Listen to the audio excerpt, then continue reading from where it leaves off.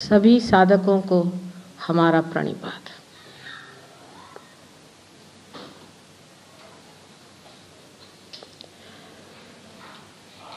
सत्य को खोजना यह स्वाभाविक मनुष्य का धर्म है। जहाँ भी उसकी रुचि जाती है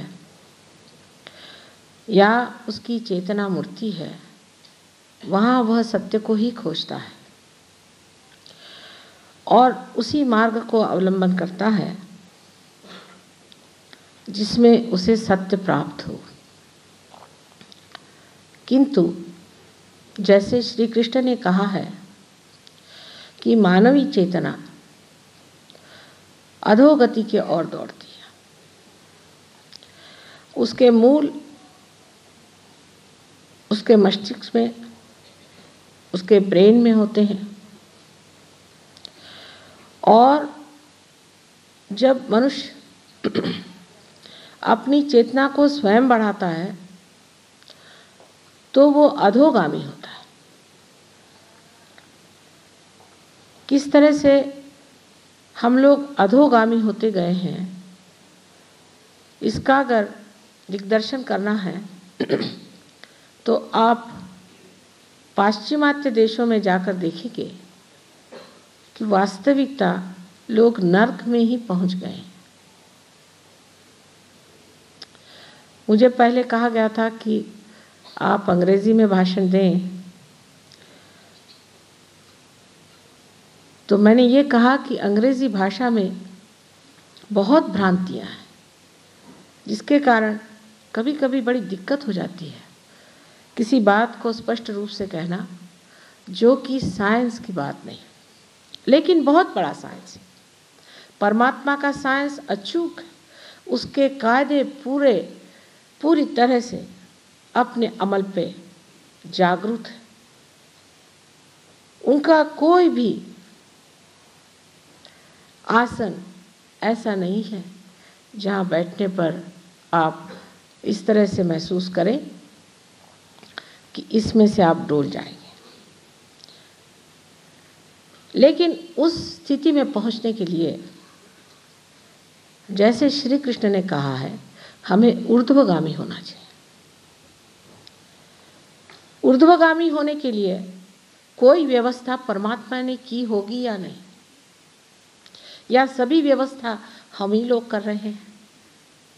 आज अमीबा की स्थिति से इस स्थिति तक हम किस शक्ति के द्वारा पहुंचे, और अगर इस स्थिति में ही हमारा अंतिम उत्थान है और इसी स्थिति में पहुंचकर अगर हम अपने लक्ष्य पे आ गए हैं, तो फिर आज संसार इतनी आफत में क्यों पड़ा हुआ है। साइंसी की दृष्टि से आप विचार करें तो साइंस में भी हर समय जब भी कोई धारणा सामने रखी जाती है तो उसे हाइपोथेसिस ही कहा जाता है, और उसको सिद्ध करने पे ही माना जाता है कि ये सिद्धांत है, ये कायदा है, ये नेचर का लॉ है। पर वो भी बार बार वो बदलते ही रहते,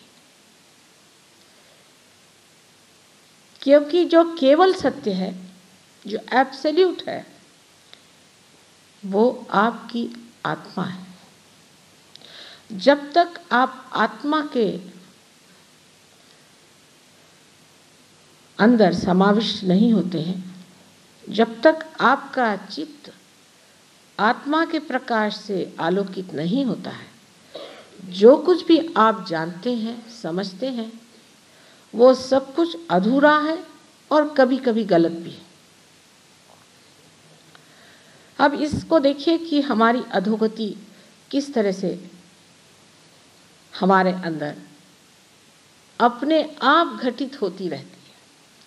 सर्वप्रथम हमारे सहयोग में हर एक चक्र का एक तत्व होता है, उसके अनुसार नाभि चक्र पे हम स्वाहा की शक्ति बांधते हैं। स्वाहा ये आपके वेदों से ही आया हुआ।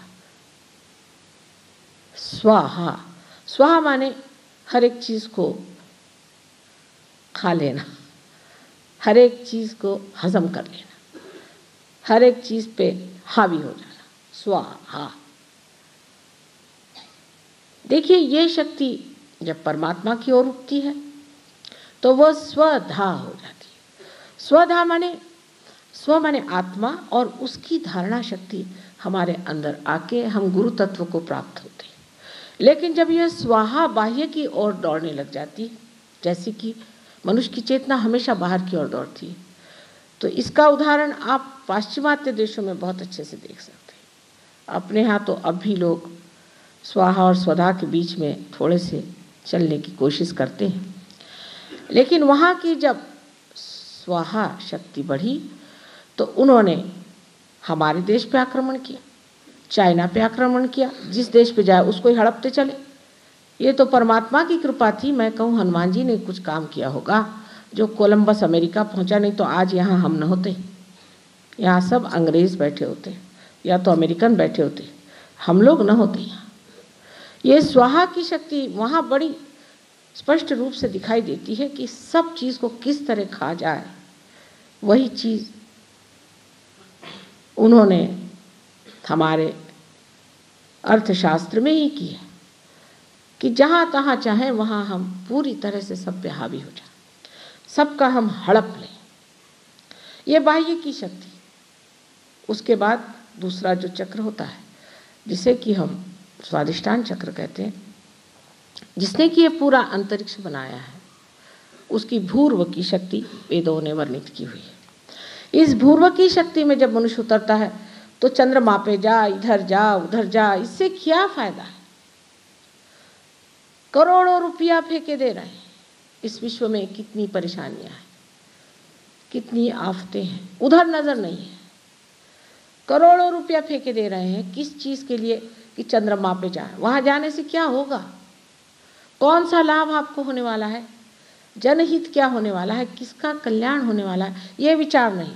वही आक्रामक स्थिति कि हम चंद्रमा पे जाके बसेंगे। अंतरिक्ष में घूमा, लेकिन जिस वक्त ये शक्ति अंदर की ओर मुड़ती है, तब उसमें सौंदर्य दृष्टि, जिसको एस्थेटिक्स कहते हैं, जिससे कि अनेक तरह की कलाएं और सुंदरता जीवन में भी और सारे वातावरण में उत्पन्न हो सकती है। पर जब वो अंतरिक्ष में ही घूमने लग गए इस पृथ्वी को छोड़ करके, तो वो भूर्व पे से भू पे आ गए। भू माने पृथ्वी। भू हम मानते हैं सहयोग में, जिसे त्रिकोणाकार अस्थि कहते हैं, जिसे कॉसिक्स कहते हैं अंग्रेजी में, वो भू तत्व से बनाया है। और इसकी रक्षा करने वाले श्री गणेश भी पृथ्वी तत्व से बनाए गए हैं, और वो भी उसी के नीचे मूलाधार चक्र पे स्थित है। लेकिन जब हम भू पे भी आए तो मशीनें शुरू कर दी। करिए, मशीन भी करना मनुष्य का कार्य है, पर कुछ संतुलन नहीं। मानव में और मशीन में कुछ तो संतुलन होना चाहिए। जमीन को खोदते गए, ये निकालो वो निकालो, उससे अब बना कर क्या बनाया? तो धुआं फैला दिया है सारे आकाश में, जिससे सारे पेड़ मरे जा रहे हैं। बेरोजगारी आ गई। मनुष्य के हाथ की चीजें न बनने से कला खत्म हो गई। लोग सब दूर प्लास्टिक लिए घूमते, जहाँ जाइए वहाँ प्लास्टिक। कपड़े में भी प्लास्टिक है, दरवाजे को हाथ लगाई तो प्लास्टिक है, नल में हाथ लगाई तो प्लास्टिक है। कल हो सकता है पानी भी ये लोग प्लास्टिक का देना शुरू कर देंगे, और इससे नुकसान होने लग गया। फिर सो भू को इस तरह से तंग कर दिया। ऐसे भी ये पृथ्वी तो बहुत तंग है। इसको जितना हमने सताया है, जिसने हमें सस्य श्यामलाम हर तरह से हमें पूरित रखा, उसके हमने कोई भी इज्जत नहीं की। उसके आगे की जो स्थिति है वो तो इससे भी खराब है। फिर मूलाधार चक्र पे आ जाते हैं, जिससे हर चीज का निस्सरण होता है, एक्सक्रीटरी फंक्शन होता है। ये जो शक्ति है गणेश जी की, क्योंकि गणेश साक्षात हुंकार होने की वजह से कहीं भी रख दिए जाए कमल के जैसे खिलते हैं, और उसकी सुगंध सारे सृष्टि में फैलती है। सो इस गणेश का उपमर्द करके और मनुष्य ने इतनी ज़्यादा अनैतिकता उस देश में पाई गई। ना कोई माँ है, ना कोई बहन है, ना कोई भाई है, ना कोई रिश्तेदारी नहीं, सिवाय इसके कि कोई ना कोई बहुत ही गंदा संबंध आपस में होता है, जो कि हम लोग मुंह से कह भी नहीं सकते और देख भी नहीं सकते। अब लंदन में किसी तरह से हमारा रहना हुआ है तो रोज़ ही लगता है कि ये कहाँ नर्क के बीच में फंसे हैं, इस गर्त में। अब ऊर्ध्वगति को प्राप्त होने में यही चक्रों पे क्या असर आता है, जबकि जो निस्सरण की शक्ति है उससे मनुष्य में अबोधिता, जिसे इनोसेंस कहते होते हैं, अत्यंत शक्तिशालिनी चीज़ है इनोसेंस। इनोसेंस के सामने रावण को झुकना पड़ा था। जो पवित्रता है, जिसे हम पवित्र कहते हैं, वो शक्ति हमारे अंदर श्री गणेश जी की वजह से जागृत होती है। इसीलिए क्योंकि ऊर्ध्वगामी होना है, हमें कुंडलिनी का ही जागरण करना पड़ेगा। इसलिए आवश्यक है कि हम कुंडलिनी का जागरण करें, तब सिद्धता भी हो जाएगी कि सिर्फ ब्रह्म सत्य है, बाकी सब मिथ्या।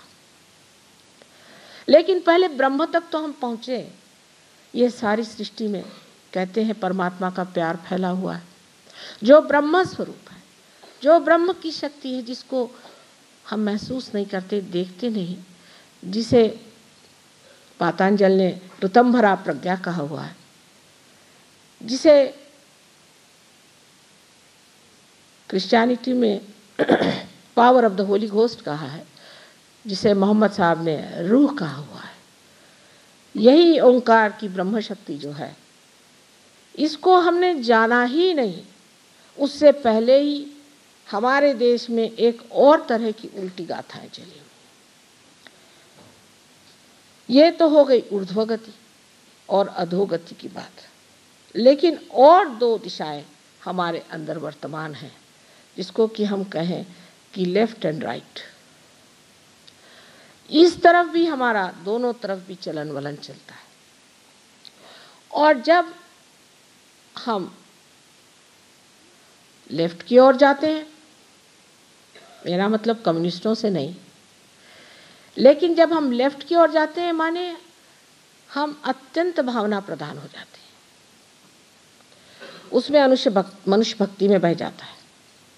भक्ति ठीक है, लेकिन श्री कृष्ण का ही बात, कृष्ण की ही बात आज करनी चाहिए। घनश्याम दास जी की मैंने किताबें पढ़ी, उनका लेख पढ़ा हुआ है, और वो सुलझे हुए हैं, पहुंचे हुए पुरुष थे, इसमें कोई शक नहीं। और श्री कृष्ण ने साफ बताया कि भक्ति जो है, पत्रम पुष्पम फलम तोयम, सब तो मुझे दे दो। और अपने वक्त में एक ही शब्द में उन्होंने सबको बिल्टाया है, जो समझना चाहिए। कह दिया उन्होंने कि अनन्य भक्ति करो, बस इस पे उन्होंने आप लोगों को सबको ठिकाने लगाया है, ये कहूँगी, क्योंकि श्री कृष्ण जो थे ये बहुत मुत्सद्दी थे, बहुत ज़्यादा पहुँचे हुए डिप्लोमैट, जिसको कहना चाहिए कि डिवाइन डिप्लोमेसी थी उनके, डिवाइन डिप्लोमेसी। और जो बात उन्होंने कह दी वो शब्दों में आप नहीं पकड़ सकते, शब्दों से परे उठना पड़ेगा, तब आप जानेंगे कि भक्ति अनन्य होती है। और इसको हम आज के रोज़मर्रा के जीवन में बता सकते हैं बात, कि अगर इसका कनेक्शन मेन से नहीं हुआ तो इसका क्या काम हो सकता है। जब तक टेलीफोन का कनेक्शन आपका नहीं होगा, आप राम राम राम राम करके किसे फ़ोन कर रहे हैं? और ये राम क्या आपके जेब में बैठा हुआ है, जब देखिए तब निकाल के टेबल पे रखा कि ये करता है कि नहीं करता है तू? इस राम का नाम लेने का भी अधिकार आपको नहीं है, ऐसा देखा जाए तो, क्योंकि वो परमात्मा है। अब ये अपने राजीव गांधी साहब जो हैं, इनके दरवाजे जाकर आपने अगर चिल्लाना शुरू कर दिया है राजीव राजीव राजीव, तो पुलिस पकड़ लेगी। जब इन प्राइम मिनिस्टरों को यह हाल है तो उस परमात्मा का क्या कहने। पागल जैसे लोग राम राम राम राम रास्ते भर करते फिरते, हमारे वहाँ ऑक्सफोर्ड स्ट्रीट में देखिए तमाशा किए हुए हैं। ये हमारे देश की विशेषता है कि वहाँ पर खड़े होकर के राम राम राम राम, चला वो उनकी धोतियाँ भी गिर रही, उनकी बोदियाँ लगाते वो सुपरमार्केट में मिलती वो भी गिर रही, इतना तमाशा करते हैं कि लज्जा लगती है।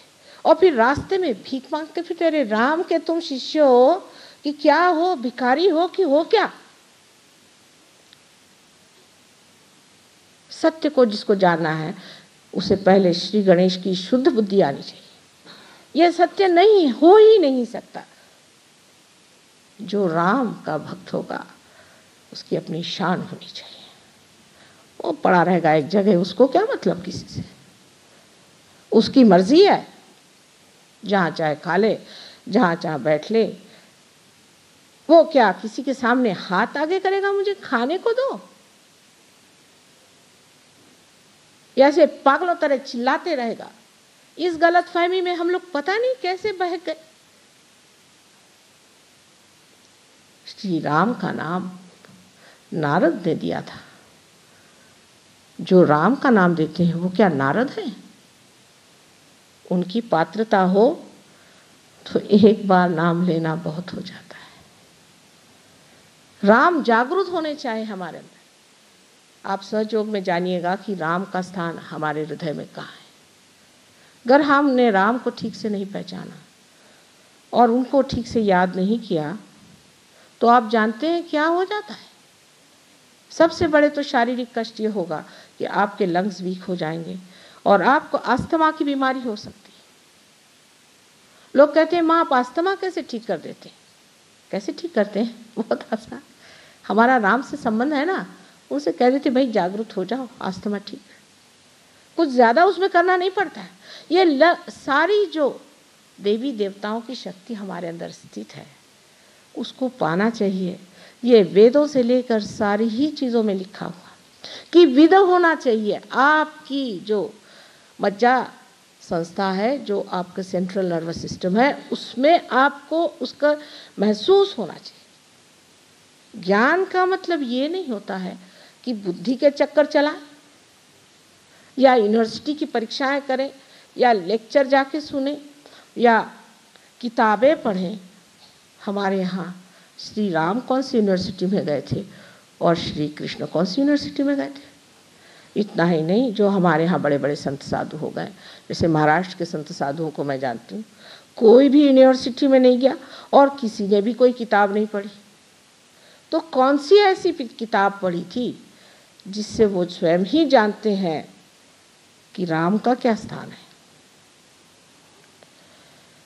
जो लोग सत्य के पुजारी हैं उनके लिए प्रथम आवश्यक चीज़ है कि वो इस मामले में ईमानदार हो जाए, और दूसरी परम परम आवश्यक चीज़ है कि अपनी बुद्धि शुद्ध करें। कुछ इधर पढ़ लिया, कुछ उधर पढ़ लिया, कुछ इथे जान लिया, कुछ ये कर लिया, सब जो है सर में, जैसे अमेरिकन सहयोगी कहते हैं, there's lot of garbage in my head, कि कचरा बहुत मेरे सर में भरा हुआ। सो शुद्ध बुद्धि से ये कहना है कि हमें जानना है सत्य क्या है, और सत्य जो होगा सो ही होगा। आपके कहने से तो नहीं होगा ना। अगर आपने ये फूल देखे, इनका रंग सफ़ेद गर है, और अगर कोई कहे अंधा नहीं सफ़ेद नहीं, इसका रंग लाल है, तो आप यही कहेंगे भैया तुम अभी अंधे हो, इसको देख लो। हम लोग देख रहे हैं, सब एक ही चीज़ देख रहे हैं। लेकिन मुश्किल तो यह है कि एक ही के अगर आँख ही और बाकी सब अंधे हो तो वो आँख वाले को फिर जहर दे दो, उसको क्रूस पे चढ़ा दो, उसको छलो, उसको सताओ। सारे जितने भी बड़े बड़े संत हो गए उनकी छलना। तो हमारे देश की जो दुर्दशा है वो इस वजह से है कि हम या तो लेफ्ट को मूवमेंट करते हैं या राइट को मूवमेंट करते हैं। अधोगति पर नहीं जाते। तो गणेश जी की कृपा इस देश पे है, क्योंकि ये योग भूमि है। इस भारतवर्ष को इतने धन्यवाद देने चाहिए कि इसने अपने गोद में आप लोगों को रहने की व्यवस्था की। इतनी बड़ी महान भूमि में रहते हुए भी हम इतने दुखी क्यों, सब लोग पूछते हैं। तो मैं यही कहूँगी कि हम या तो लेफ्ट को जाते हैं या राइट को जाते हैं। अब बात यह है कि माँ को तो सच्ची बात बोलनी चाहिए। मैं कोई यहाँ इलेक्शन लड़ने नहीं आई हूँ जो आपके पसंद की बात करूँ। जो सच होगा मुझे बताना पड़ेगा, और खासकर कलकत्ते वालों को मुझे ज़रूरी बताना है कि जो सच है उसे आप जानिए। क्या बात है, बंगाल, सोनार बंगाल, और बाहर सब कहते हैं भूखे बंगाली, सो क्यों, सोनार बंगाल। यहाँ एक से एक कमल खिले, उसके सुगंध से सारा विश्व इसे मानता है। इतनी पुण्य भूमि में इतने बड़े उपद्रव क्यों हो गए, इतनी क्लांत स्थिति क्यों है, कोई सोचता क्यों नहीं? क्या बात है, किस लिए ऐसी दशा आ गई? माँ के लिए क्या बंगाल और क्या महाराष्ट्र और क्या पंजाब, सभी एक होता है। और कभी कभी बहुत दुख लगता है कि यहाँ पर महिषासुर को मारा गया था, वहाँ फिर महिषासुर का राज्य आ गया है, और महिषासुर को ही पूछते हैं। रामदास स्वामी ने कहा है, महिषा मर्दिला चंदने, भैंस को चंदन से रगड़ रगड़ के और उसकी पूजा कर रहे हैं। उस महिषासुर की पूजा आज यहाँ होती है, और वो ये तांत्रिकों के नाम से आपके घर घर में घुसे हुए लोग हैं। मैं कलकत्ते आने से शुरू से ही ज़रा अन्यमनस्क हूँ। वजह ये थी कि लोग मानेंगे नहीं मेरी बात, ये चक्कर इनके बड़े खराब है, इनके जाल आपके ऊपर पड़े हुए हैं। ये तो लेफ्ट साइड की बात हो गई कि कोई तकलीफ हुई गए तांत्रिकों के पास, कोई परेशानी हुई तांत्रिकों के पास, और बहुत से तो इनमें से गुरु बन के घूम रहे हैं और परमात्मा का नाम लेते हैं।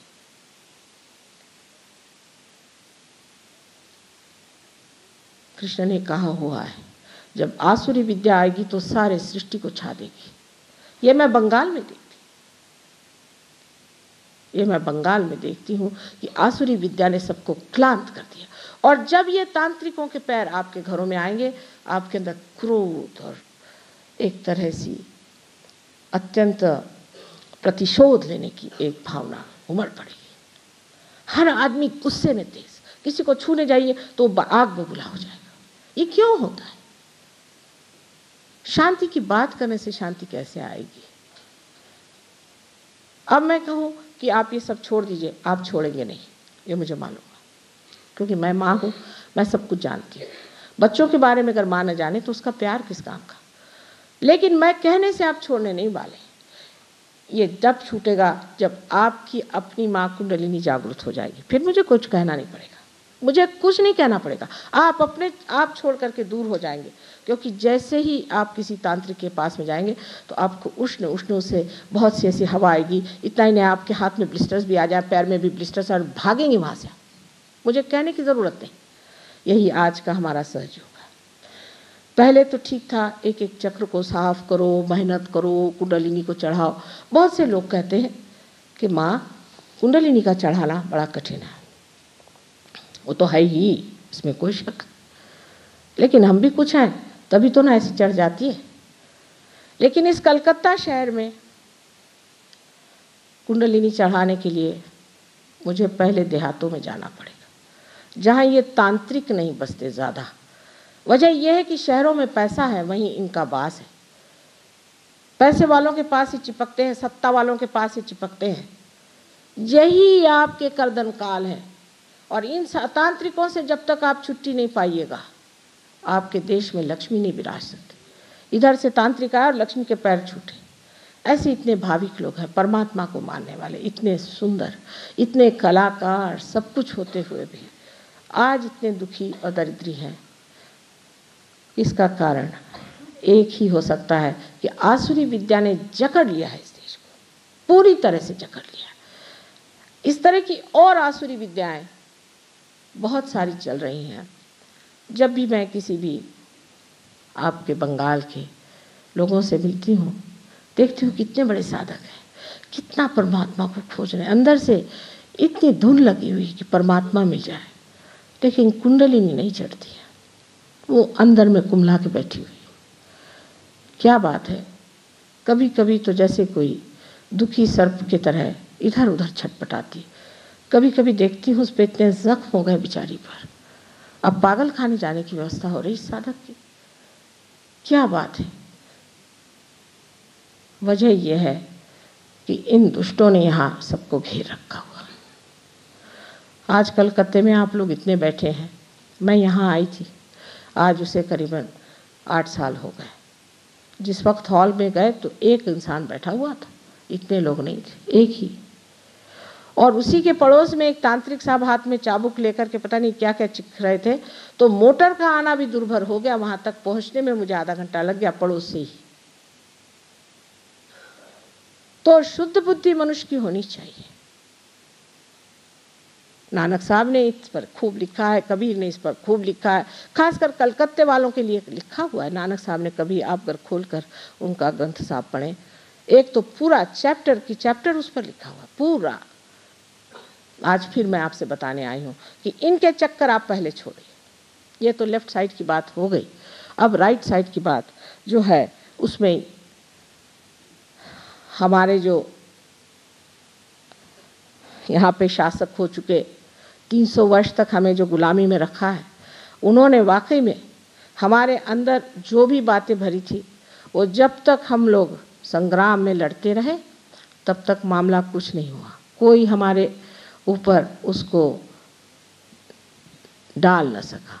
उनकी जो कार्य प्रणाली थी उससे हम लोग हटे रहे, पर जैसे ही उन्होंने अपना डेरा उठाया हम लोग जाके उनके डेरे पर बैठ गए।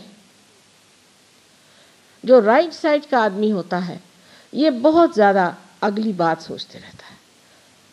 उसमें फिर ये कि सत्ता कैसी मिले, पैसा कैसे मिले, वही जो ये लोग करते थे वही आप कर रहे हैं। अब उनके बच्चे वहाँ ड्रग पी पी के मर रहे हैं।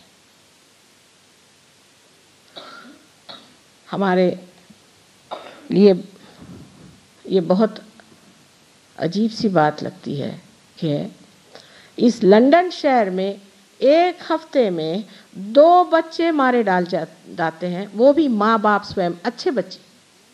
लंदन शहर के अंदर सिर्फ ये वहाँ के स्टैटिस्टिक्स हैं। कोई प्रेम नहीं, पैसे से प्रेम या सत्ता से प्रेम, लेकिन अपने बच्चों से प्रेम नहीं। गरीबी का एक फायदा है कि कम से कम आपस में प्रेम होता है, कम से कम बच्चों को प्यार करते हैं। सो ये जो पैसे की धुन शुरू हो गई तो उसमें क्या, उसमें पैसा मिला, उसमें बिजनेस हो गया, उसमें ठीक हो गया, जो भी करना चाहे ठीक ही है, उसमें क्या। इस प्रवृत्ति की वजह से आज वो इस दरार पे जाके पहुंचे कि उनके बच्चे अब सब ड्रग ले रहे हैं और आपके भी लेंगे। उस वो दिन दूर नहीं, आप भी ले सकते। क्योंकि जब जान लिया कि इस पैसे की पागलपन में हम वहां नहीं पहुंचे जहां पहुंचना था, जब ये समझ गए कि इस सत्ता में कभी तो ऊपर होते हैं तो कभी नीचे, तो कभी ऊपर तो कभी नीचे, शटलकॉक के जैसे घुमा करते हैं, तब पता हुआ कि इसमें भी आनंद नहीं है। तो आनंद कहाँ है, ये हमारे शास्त्रों में इतना सुंदर लिखा हुआ है। आपको आश्चर्य होगा कि सारे संसार में जो आज आप देख रहे हैं बड़े बड़े पेड़ सिविलाइजेशन के खड़े हुए हैं, एक पत्ता दूसरे पत्ते को नहीं जानता, एक पत्ता दूसरों से प्यार नहीं करता है। इसकी वजह क्या है कि इनकी जड़ें ही इनको मालूम नहीं, इनमें जड़ है ही नहीं। जड़ से उखड़े हुए लोग क्या कर सकते। फिर खासकर हमारे हिंदुस्तानी जो विलायत में जाके ठहरे हुए हैं, वो तो ऐसे ही, मैं कहती हूँ कि अगर आम का पेड़ जाके इंग्लैंड में लगाइए तो उसमें आम तो आएगा ही नहीं, लेकिन उसमें एप्पल भी नहीं आने वाला। वो हालत इन लोगों की है। और जो हम यहाँ बैठे हुए हैं वो इन्हीं से बहुत ही प्रेरित होकर के उनके ढंगों पे चले जा रहे हैं। और जब हम लेफ्ट साइड में रहते हैं तो उपास तपास दुनिया भर की फालतू के कर्मकांड, स्त्री आचार और ब्राह्मणाचार जिसे कहते हैं, इसमें फंस गए। और जब राइट साइड में चलते हैं तो इन लोगों का अनुचरण करके उन्हीं के खाई में हम जाके गिरेंगे। खाई दोनों ओर। सो ऊर्ध्वगामी जाने के लिए, इस मूल की ओर जाने के लिए कुंडलिनी का ही एक रास्ता है। अब कोई कहेगा कि श्री कृष्ण ने ये कहा नहीं कि कुंडलिनी कोई चीज़ है।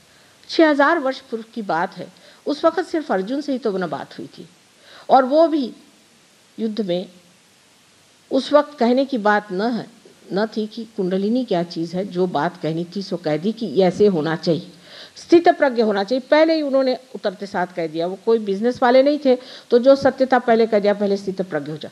पर कैसे भाई, कृष्ण से पूछिए कि कैसे।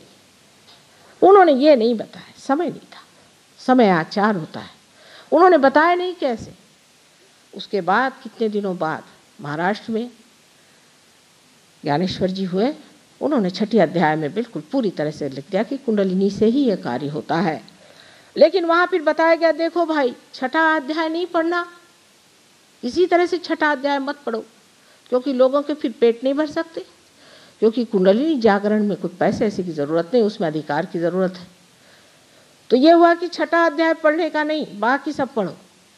आपको आश्चर्य हो गया कि ज्ञानेश्वर जी जिन्होंने ध्यान धारणा पर इतना कुछ लिखा, उनका एक बड़ा सुंदर मंदिर हमारे बम्बई में बना हुआ।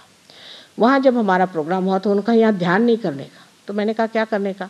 मराठी में उसे कहते हैं दिंड्या घालने, मैंने जैसे हरे रामा यहाँ करते हैं ना, वैसे वहाँ हाथ में लेजिम ले करके हरे राम हरे राम हरे राम, उसको दिंड्या घालने कहते हैं। वो करते महीना भर जाते हैं पंढरपुर, और वहाँ जाकर के वहाँ जो ब्राह्मण बड़वे होते हैं उनका सर फोड़ते हैं जैसे कि नारियल को फोड़ देते हैं। ये कौन सी संस्कृति है? क्या भारतीय संस्कृति हो सकती है जहाँ साधकों के सर फोड़ते हैं लोग? सो उन्होंने कहा यहाँ वो आप कर सकते हैं, ध्यान नहीं कर सकते। इतनी सुंदर मूर्ति बनाई हुई थी, पता नहीं कौन मूर्तिकार ने, ज्ञानेश्वर जी की। मैंने कहा अगर ये मूर्ति साकार हो जाए या सजीव हो जाए तो कोई बात करें, या तो ज्ञानेश्वर जी यहाँ खड़े हो तो बात करें। अब तुम लोगों से क्या कहें, क्या उन्होंने दिंडी की थी क्या? तो वो तो ज्ञानेश्वर जी थे और हम तो ज्ञानेश्वर जी नहीं। तो मैंने कहा ये दिंडी की प्रथा निकाली किसने? उन्होंने तो एक अक्षर भी कहीं लिखा नहीं कि ऐसे दिंडी करते चलो और दौड़ते चलो और कूदते चलो। तो ये कहाँ से निकली प्रथा? शास्त्रों में इसका कोई अधिकार है कि नहीं? कुछ तो बताना चाहिए। अपने शास्त्र जो लिखे हैं उसमें कहीं है? ऐसे ही एक दूसरे महाशय आए कि जो कुंडलिनी के वक्त जब जागरण का समय आया तो दोनों पैर मेरे ओर करके बैठे। तो इन लोगों ने कहा भाई ऐसे तो नहीं बैठते ना माँ की तरफ पैर करके। उसने कहा भाई देखो मेरी कुंडलिनी जागृत हो गई है, और अगर मैं गोद डाल के बैठता हूँ तो मेंढक के जैसा कूदता हूँ। मैं कहा है ये क्या बात? उनको मैं बुला भी, ये कैसे हो गया? तुम्हारी कुंडलिनी जागृत होने पे क्या अब तुम मेंढक होने वाले हो? अरे अब तो तुम अति मानव होने की जगह मेंढक कैसे हो? तो आप विश्वास नहीं करेगा, इतनी बड़ी मोटी किताब ला के मुझे दिखाई। उनके गुरुजी महाराज ने लिखा था कि जब कुंडलिनी जागृत होती तो मनुष्य मेंढक के जैसे कूदता। मैंने कहा ये क्या तमाशा है? और मैंने इतना रुपया कुंडलिनी जागरण के लिए दिया। ये तो ऐसी ही मूर्खता है जैसे कि किसी बीज को आपको बोना है तो आप जाकर पृथ्वी में वहाँ 100 रुपया रख दीजिए, हे पृथ्वी माता इस हमारे बीज में अंकुर ला दो। वो पृथ्वी को क्या पैसा कौड़ी समझ में आती है क्या? उसको आप अलंकृत कर दीजिए तो अलंकृत हो जाएगी, और नहीं करिए तो पड़ी रहेगी। उसको इसका क्या महत्व समझ में आता है? उसको तो एक ही कार्य मालूम है कि कोई अगर बीज मेरे पेट में आया उसको अंकुरित कर देना। इसी प्रकार अगर हम एक बात समझ लें तो सत्य आपको मिल सकता है। सत्य जीवंत चीज है, मरी हुई चीज नहीं है। मनुष्य तो सिर्फ मरी हुई चीज पा सकता है। जैसे कि एक पेड़ गिर गया, बड़ा बढ़िया फर्नीचर बना दिया, वो पेड़ मर गया तो एक मरा हुआ फर्नीचर बना दिया आपने। अब उस पर आप बैठ गए तो आपको अब कुर्सी की आदत हो गई, अब आप जमीन पे बैठ नहीं सकते। वो पेड़ आपके खोपड़ी पे बैठ गया, अपने साथ कुर्सी लेके घूमना पड़ेगी, नहीं तो आप बैठ नहीं पाएंगे। मरी हुई चीज से मरी चीज बनाई और आप भी उसमें लिप्त हो गए, क्योंकि वो जो मरी हुई चीज थे उसने आपके ऊपर आसन जमा लिया, माने जड़ ने आत्मा के ऊपर आसन जमा लिया।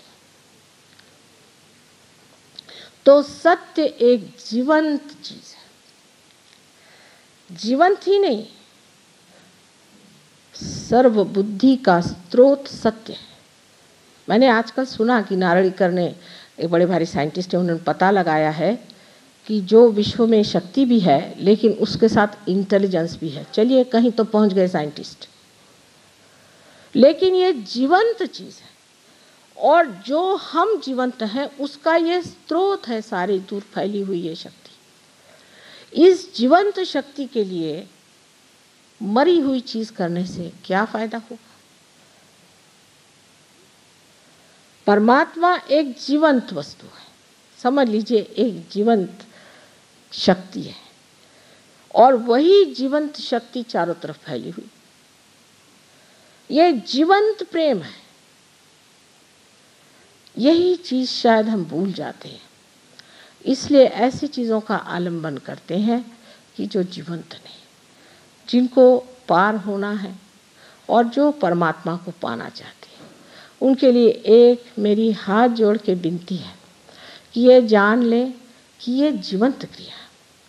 जो हमारे अंदर स्वयं चालित ऑटोनॉमस नर्वस सिस्टम है, उसमें जो पैरासिम्पैथेटिक नर्वस सिस्टम है जो सुषुम्ना नाड़ी से चालित है, वो सब जीवंत शक्तियाँ हैं। अगर हमारे अंदर ये जीवंत शक्तियाँ न होती तो हमने कार्बन से लेकर के आज तक की प्रगति कैसी की होती? ये धर्म शक्ति से हुआ है और ये धर्म शक्ति जीवंत है। अगर आप इतनी सी बात को मान लें तो मैं ये कहूँगी कि कुंडलिनी शुद्ध इच्छा है, शुद्ध इच्छा जो परमात्मा की इच्छा है। ये शुद्ध इच्छा आप सबकी एक एक माँ है और वो आपको जागृति देगी और वो जानती है और सोचती है और आपने जो कुछ भी किया है और सोचा हुआ है वो सारा उसके पास रिकॉर्डेड है।